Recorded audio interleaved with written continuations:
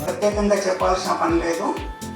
అందరికీ నమస్కారం. వేదిక మీద ఉన్న పెద్దలకి, వేదిక కింద ఉన్న మిత్రులు, కళాకారులు అందరికీ నమస్కారం. ఈరోజు ఈ శ్రమైక జీవనం చిత్ర ప్రదర్శనలో అతిథిగా పాల్గొనడం నా యొక్క అదృష్టంగా భావిస్తున్నాను.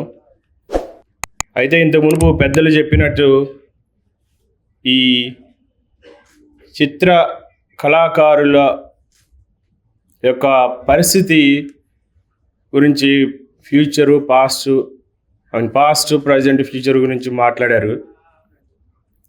వారు చెప్పినట్లుగా ఇప్పుడు అనేది కొంచెం ఇంపాక్ట్ అనేది ప్రతి రంగం మీద చూపిస్తూ ఉంది.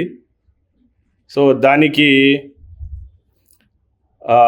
సొల్యూషన్ ఏంటి అని అంటే ఏఐ గురించి భయపడాల్సిన అవసరం లేదు.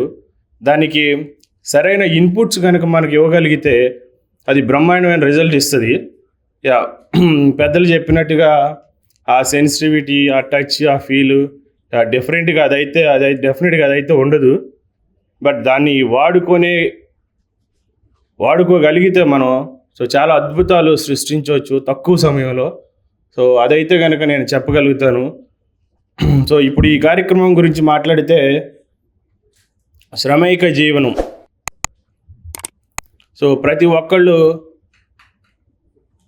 ఈ ప్రపంచం మొత్తం శ్రమ మీద నడుస్తుంది. సో దాన్ని గౌరవించాల్సింది ప్రతి ఒక్కళ్ళ బాధ్యత ఉంది. సో శ్రమ అది ఎలా అంటే డిగ్నిటీ ఆఫ్ లేబర్.